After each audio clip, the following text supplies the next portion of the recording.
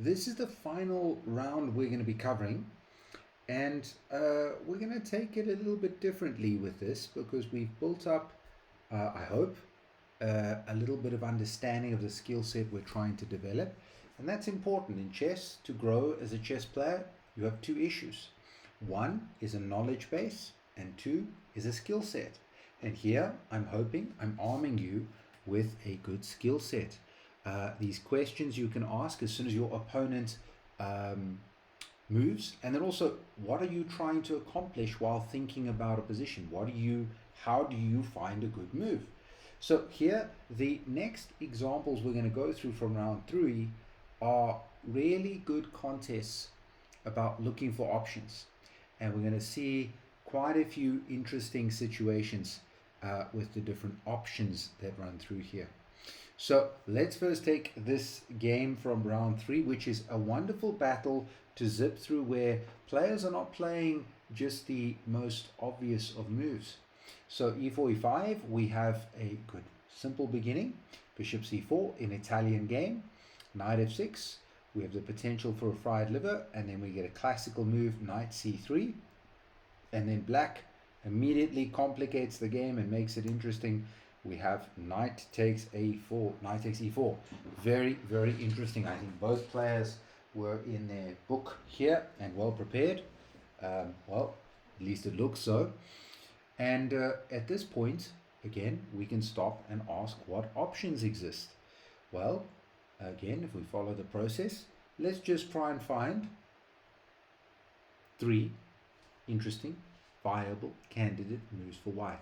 So let's stop here, give you a minute. Can you find 3 viable candidates here?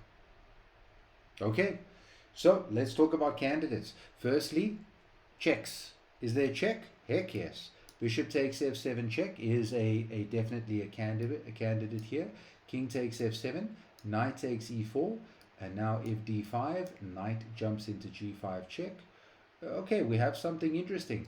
Is this good for white? I don't think so, because that center is great for black. But it's something. It's something we can consider in this situation. So certainly, I would say that probably knight takes d5, and the knight comes back to g3. I still think this is a very good position for black because of that big center. So that's an option. Then after knight takes e4, we of course have, as we'll see in the game, knight takes knight. And then there is an intriguing choice as well.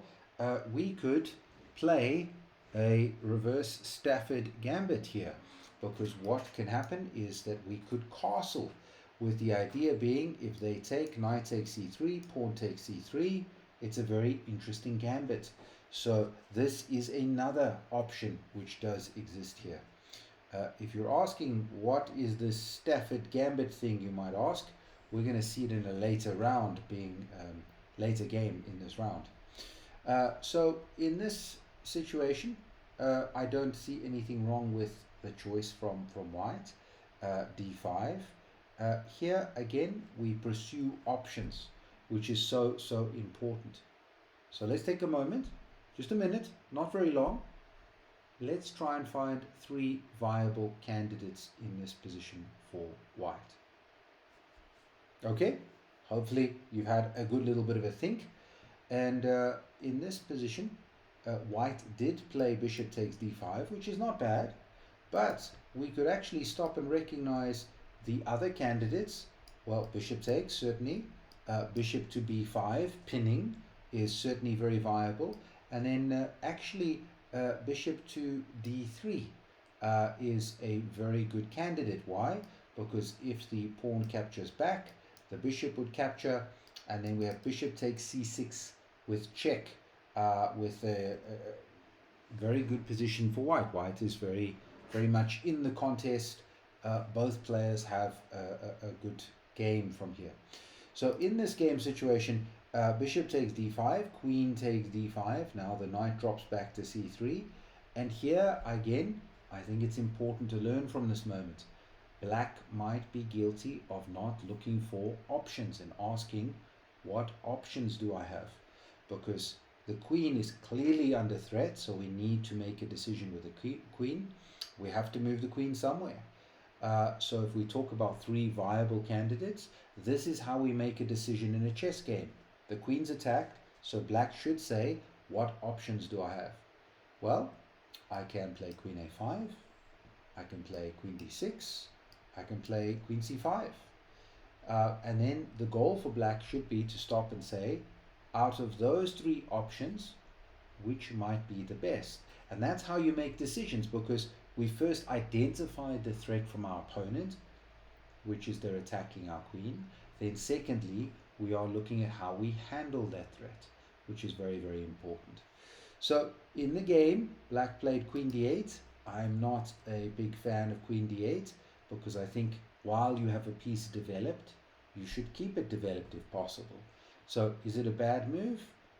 No, it's just not the best one. So castles, bishop c5, certainly fine. And now we get rook to e1 with pressure in the middle, castles.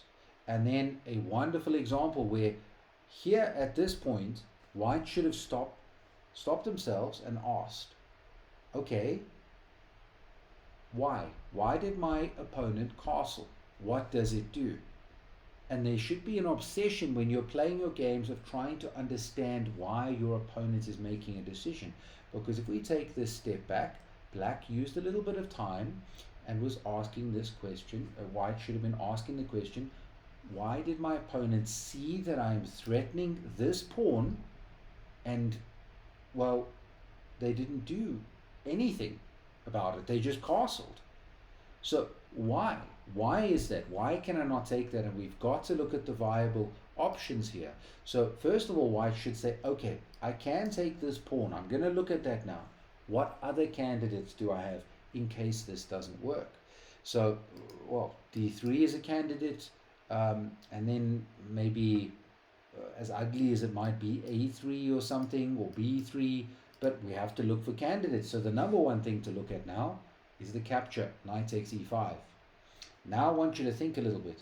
We're playing white, knight takes e5. How should we think about it? How should we calculate it? Let me explain how. We ask, what options does black have? So number one, is there a check? Yes. Number two, is there a capture? Yes. Number three, is there a simple threat? Yes. So take a moment, just a minute, and write down all of those three options, and then take another minute and try and figure out of those three options you've just found for black after knight takes e5, which one would be the best for black to do? So good. I hope you've taken a moment, a little bit of time. And the idea that we're looking at is knight takes e5 viable here? Is this an option? And well, the answer is actually no. Because first let me highlight, what were the options I was talking about? Well, there is a check. Bishop takes f2 check is a move. There is also a capture. Knight takes e5 is a move. And then at the same time, there is the simple threat of queen to h4. Simple threat is very simply us setting up a possible check or setting up a possible capture. So now out of those ones, the way we should calculate is number one priority goes to, yes, checks. Number one priority goes to checks, then the capture, then the simple threat. So the way white should be calculating before this happens is the options for the opponent. Now, if we're saying we're playing as black here, and we swap it around as a scenario, so we say this is the position, okay, we're black, we start with a check, so now we calculate in our mind's eye, if bishop takes check, king takes check, do I have any other checks after that, because I've just sacrificed a piece? Oh wow, okay, I've got queen d4 check, and then I'm winning back material, I'm going to take this piece. So that's an option. And here black, I think, fell into the trap of seeing a good move and forgetting or not knowing. In chess we have the expression that if you think you've found a good move, stop and find a better one. And that's important because when you have good moves, potentially there's something more for you in the position. So in this position, bishop takes f2 check, as we'll see in the game, is good, but better is actually knight takes e5. So let's have a look at the knight takes e5, and let's try and understand why. Because now after rook takes e5, well, now suddenly we can go bishop takes f2 check, king takes, and we win more material if they do it this way around. This would be terrible for white, and white certainly shouldn't be doing this. White should run with their king to the corner. And now black has the bishop pair, black has weakened the opponent's king, so this is a bit better, as we will see, than what happened in the game. So very instructive that pursue those options. By looking for options, you're going to get potentially these good situations here. So let's change this up. Let's return to the game. So okay, black played bishop takes f2 check. White doesn't have much choice. They took with a king. Queen d4 check. Okay, this is not bad. King moves back, knight takes e5. Clearly we can see black is better off. Why can I say black is better off? Well, it's all about white's king. White's king, unfortunately, is in a bad way. It's not in a good state. So now we get this move d3. So be it. Nothing wrong with this move. Bishop to g4. Really good in this one. And now, again, this is pursuing options, because I think if we slow down, we can get a close look. Bishop g4 doesn't look like a bad move, but black should be focused again on options. This is the key to good chess, because bishop g4 threatens the queen. Wonderful. I want you now, as an exercise, try to find two more candidates for black, two more viable, good options for black. So here, take 2 minutes. Maybe you need less time if you can see it. What options exist for black? So good, if you've taken some time, then you would find that actually black has this devastating blow that after d3, knight g4. Wow, because why? There's a mate threat. There's knight takes h2, which is crushing here. I don't think there's good moves. I think probably their best move is maybe bishop e3. Knight takes, and this is horrible. Wonderful for black. Black's a rook up in this position. And this is important. This is a wonderful example of why you need to pursue options, because unfortunately for black, black built a great position. They've got a really nice opportunity, and guess what? If you don't cash in, your opponent's going to fight back, because now after bishop g4, it looks like we have to move the queen, and white did something really good here. They stopped and they looked, and they said, wait, I don't have to move the queen, I have another option. So bishop e3, the pursuing of options really helps in this case. So the queen moved to d6, and then the queen moved to d2, and then unfortunately I think here it's an oversight by black, maybe a mouse slip, maybe just a misnoticing on the position, but they played queen h6, which is just an unfortunate blunder. One of the ways you can prevent these blunders, if you're playing black, if you have situations like this, is before you make your move, try to ask yourself, if I play there, wherever that move might be, are there any active moves I've missed of my opponents? And that's a nice trick to try and just to make sure sometimes that you don't make blunders like this. Look, if it was a mouse slip, unfortunately, mouse slips are mouse slips. Only black knows. So a wonderful example that we're looking at here of both sides with the options, and I think unfortunately what happened to black in this game is that they did not cash in when they had the chances. They didn't look enough for those options, and that is part of the story. So this one here is a wonderful exercise in calculation we're about to do from black side and white side, as we're going to see, and the story of pursuing options and how important that is. Because okay, we have a very interesting contest. Clearly white has got this bishop and queen lined up, threatening mate. They just played knight g4. We have to ask that big question: what and why? Why did they play knight g4? What does it do? And those questions might seem like they're the same thing, But this example here gives us a wonderful scenario, wonderful situation. Because why did they play knight g4? Well, they want to destroy my knight and checkmate me. What does it do? Well, it hangs the knight and it threatens to give me a check. So we need to look at understanding more of the position. And here, black came up with a decent solution, not bad at all, but didn't find the best way to necessarily defend. Why? Because they had to try and find, they should have stopped as black and said, what options do I have? And certainly this is an ugly position and it is not a great situation for black to be in, but we will see that if you look for options, you can find good defenses. So I want you to stop and try and find 3 ways that black could defend here. So we're looking for 3 different candidates of what black could do to try and stay alive. So good. I hope you have had a little think and tried to find 3 good candidates. It's not easy because defending is very difficult. But again, by using these tools, looking for options, candidates can be a great way to find how you can rescue a position. So here, candidate number 1, well, should be the obvious pawn to g6. That's the best way for us to cut off the theme. And then we start looking and say, wow, this is tough to find other moves. And actually, we see that rook e8 is actually a candidate. Yes, that's a possibility. And knight to e4 is a candidate in this one. And this is how you make tough decisions in a chess position, because now you've found, okay, I've got 3 choices. Let me compare each move. And if we look, okay, let's start off. Normally, when you do this calculation, you should stack them in forcing order. So checks first, captures, simple threats.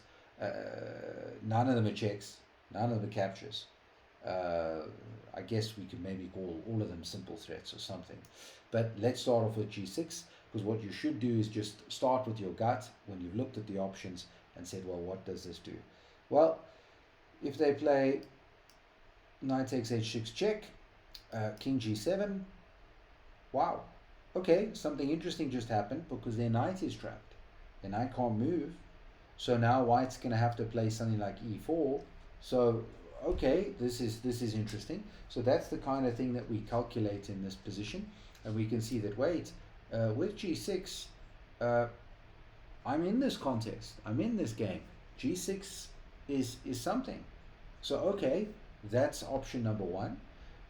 Otherwise, if I play rook to e8, and this is something you have to be very brave to think about in this type of game. Rook e8, they're going to play knight takes check, then queen takes, queen h7 check, king f8. If they play check again, king here. Is that bad for me? Well, I'm alive. I'm alive. I haven't lost a piece. I'm alive, and that's something we can defend with. Let's just walk through it. In this position with rook e8, knight captures f6, queen captures f6, queen check, king f8. And now if white overpresses and tries to play check, black's actually doing exceptionally well. Because why? Let's slow down. Let's look at options for black. Very instructive moment here where, sure, black's king's in the middle, but black has a moment, a move. What is black's best move? So I hope you took a little bit of time to think here. And black's best move? Well, very, very important in this case, g6. Why? The idea is that the rook is going to come to h8, and suddenly white's queen is in a mess. So white has to be careful with their queen getting isolated, and showing that if you look for options, you can give yourself a great chance to stay in a game. But the early variation that we just looked at already tells us what white's best move is in this position, and that again is to push e4, bring more pieces to attack the enemy king. So this is a wonderful example of options, and just that story of options in this case is so important, because after knight g4 it looked like black was in so much trouble, but actually black has got a good fighting chance and could put pressure onto white here. Another example is black did play knight e4, queen takes, f5, very creative, and now white is better off, but white should have stopped and asked, what options do I have? Because white missed an opportunity here. Stop and try to find this moment here. Let's take a minute just to try and find 3 candidates for white. What might be available? So good. I hope you've had a good look here and tried to find the 3 candidates for white. Firstly, yes, there is the check. We can play knight takes h6 check, certainly. Secondly, we have the very interesting queen d3, which is probably the best move. The point being that if the opponent wants to capture on g4, pawn takes, then we simply go queen h7 check. The king runs up the board. Oh boy, and now this is not a very good situation for black. Notice by us sitting to look for options for both sides and try and understand them, we already know the best move in this position. We already know the best candidate is pawn to e4, opening the game up, bringing the pawns with the threats, and we've already seen this in this situation. And it might look very scary when we think about it. Oh no, rook here, the queen is trapped. The problem is white's king cannot stay here for the whole time because we've brought support. And now if the white king moves, black is simply going to take on g7. It will be a piece up and will probably checkmate in very close time. So again, a wonderful story about options and how the options help us for both sides to find good resources, because there is no magical way that you're just going to find amazing moves. But if you do follow this process, you can find good moves and then find which one might be better or best. And that's very important to weigh it up. So valuable lesson that we can learn about in these positions. So let's take another very interesting position. Here is an example of not looking for your opponent's strong options. So here I was telling you about the Stafford Gambit earlier. This is a gambit that is played for black against the Petrov, with the Petrov. And okay, black has given up a pawn to have very quick development and certainly has some compensation. But black should stay true to what they have, which is better development. So they should try and focus on that theme. And if we just try and think in our mind's eye, I'm going to give you 3 candidates. And let's put it this way around. I want you to try and think of one of them is a not good variation. So firstly, let's say we decide as black to play our rook a to d8, or we can play pawn to a5, or we can play bishop to d6. So just take a moment. Out of those 3, which one shall we say is not so good? Well, hopefully you've had a little bit of a think about it. It's pretty easy for us to think about it now. When we're asking for options, and this is the important one, remember the tip I gave you earlier? Black decided they wanted to play bishop d6. Black should have said, if I play bishop d6, have I looked at all the active moves for my opponent? What are active moves? Checks, captures, simple threats. There's no check, there's no capture, but if I move bishop here, oops, there is a simple threat of e5, and I've lost the piece. So that helps you again, that pursuit of options. Did we have to calculate very deeply? Not at all. We could look, just try to find good options, and then before we play our move, we try and make sure we're looking for the viable options of the opponent, which is so very, very important for us to understand when we're looking at these positions and these ideas. Very, very good. Then to finish off in this good example, there are some 2 good games that I just want to play through and examine here about these forcing issues and how they come forward. So firstly, I want to take this very intriguing position that we have. Okay, here we have a Sicilian dragon that's come about in a very different move order, but nonetheless it is there. Now, if we talk about how we make a decision in this position, we're looking for options. That is the key in this game. And unfortunately, as we will see here, black ended up in a problem because black in this game built a great position but was not pushing for options and not looking for the opponent's active forcing moves. And I want you to see and learn from this game that when you have opportunities and you have very good positions, you still have to keep looking at your opponent's resources and the ideas. So let's have a look. White plays bishop h6, not at all bad move. The idea is to play and trade on this square here, which is certainly interesting. A lot of dragon players would immediately jump and think about this resource. If we talk about options, a very strong idea here, and the way we should approach it if we're looking at just thinking from black's point of view. Our opponent has played bishop h6. What and why? Why did they play there? Well, they want to trade off dark squared bishops. What does it do? Well, it gives me an extra capture. So as crazy as it seems, can I play bishop takes h6? And that's important to look for options. So let's calculate as a little bit of a training tool. Bishop takes h6, queen to a5, and b5. So there I'm giving you three candidates. Let's take a little bit of time here. Let's say 4 minutes, just to think about this one and try and figure out what might be the best move. So, okay, good. I hope you've had a good think about this here. And actually, the best move is bishop takes h6. It looks very strange to allow the queen to come right into our encampment, into this gap that is here by our king. But actually, we're distracting the queen away from the king. So well done to those of you who then found this very strong move. Rook takes c3 is a powerful idea. Then queen to a5, and suddenly this is a huge problem. Let's say white plays a move like king b2, trying to defend in this position so that we can see the idea of this attack, and then we quickly find rook to c8. Then if queen jumps back to d2, now we have a super strong attack. Bishop e6, and yes, we've given up a rook for a knight.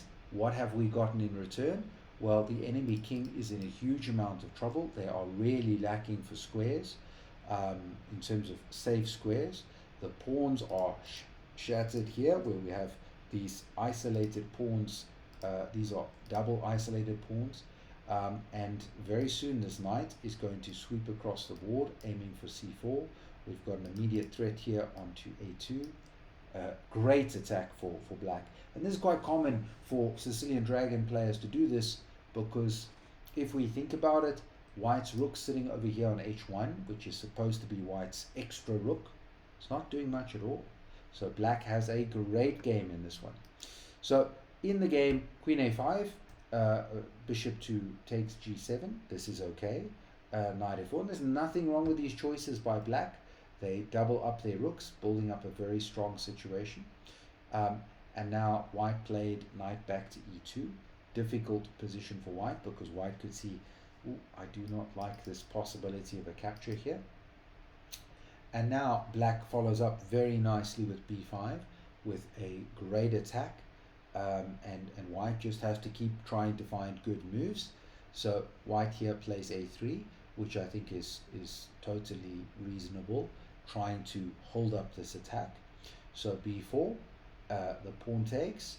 This is a great attack for black, and again I think black is just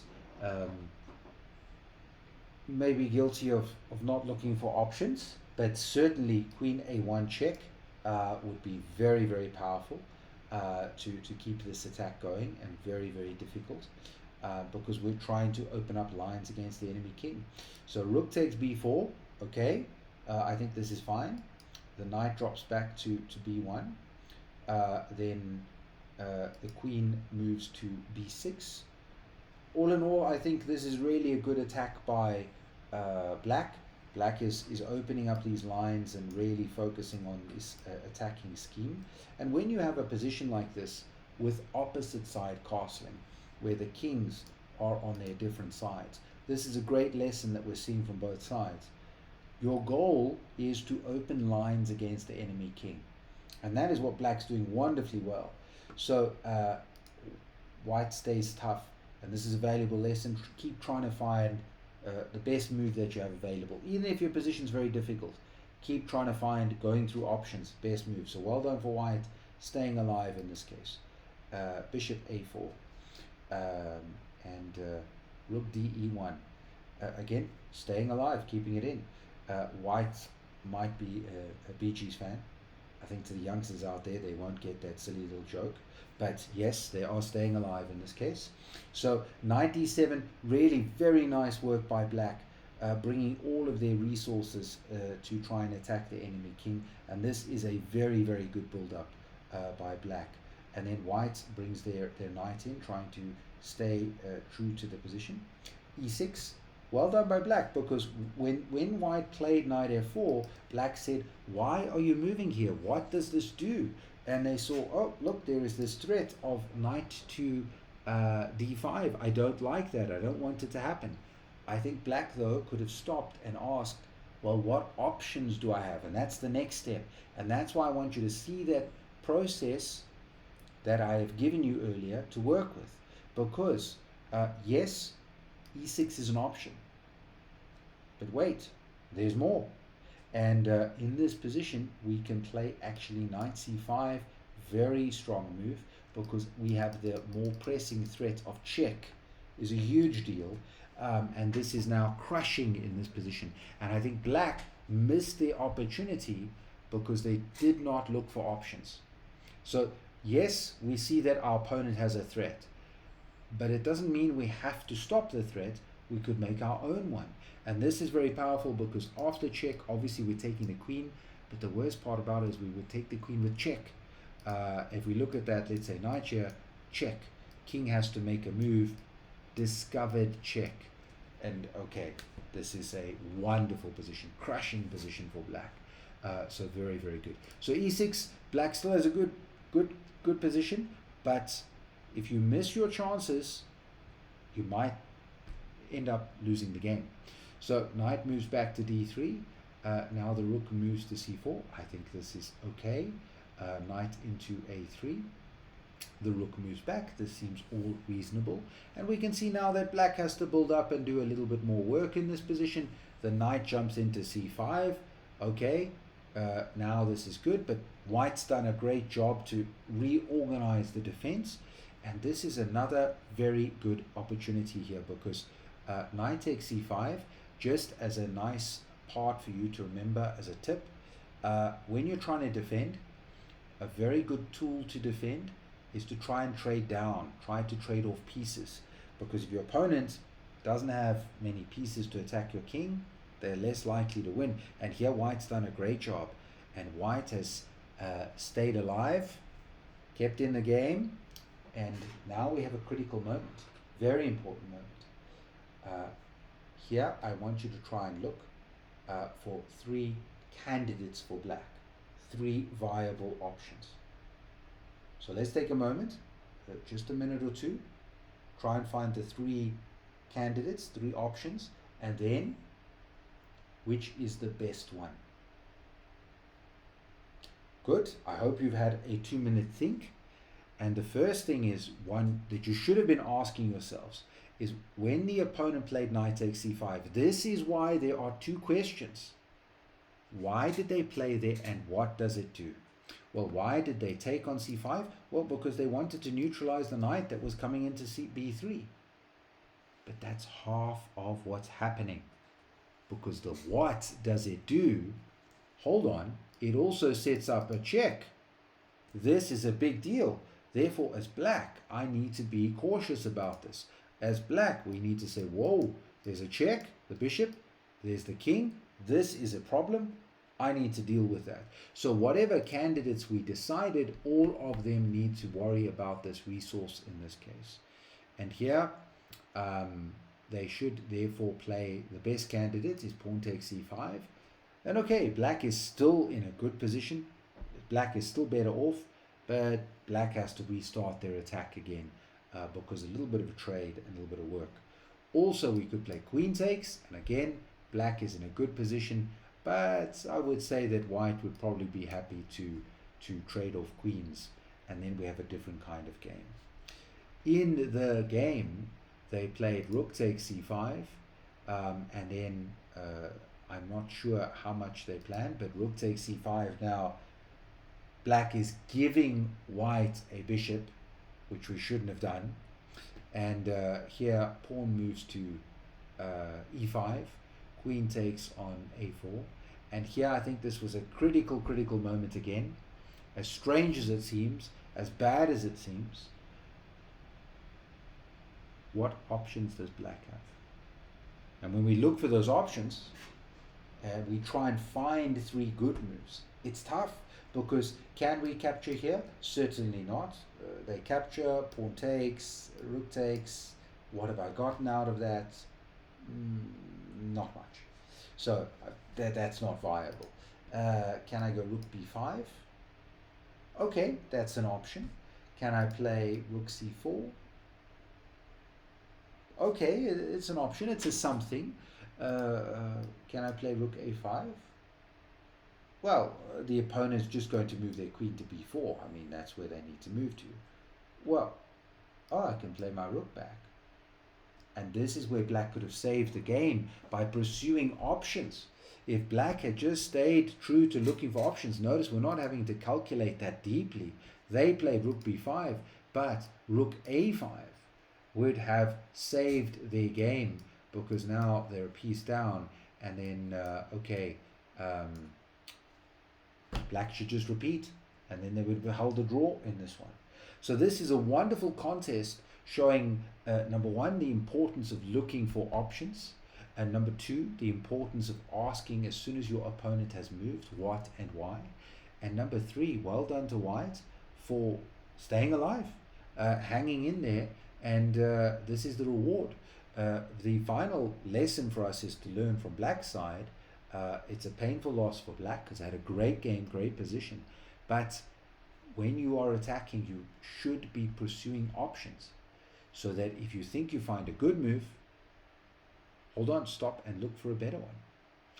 So I hope you found this session instructive. I hope you found some tools that you can go try in your games, that you can go arm yourself with.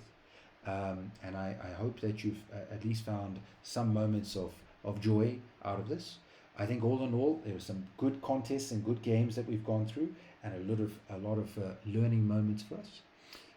And I hope the club goes from strength to strength and has a wonderful future going forward.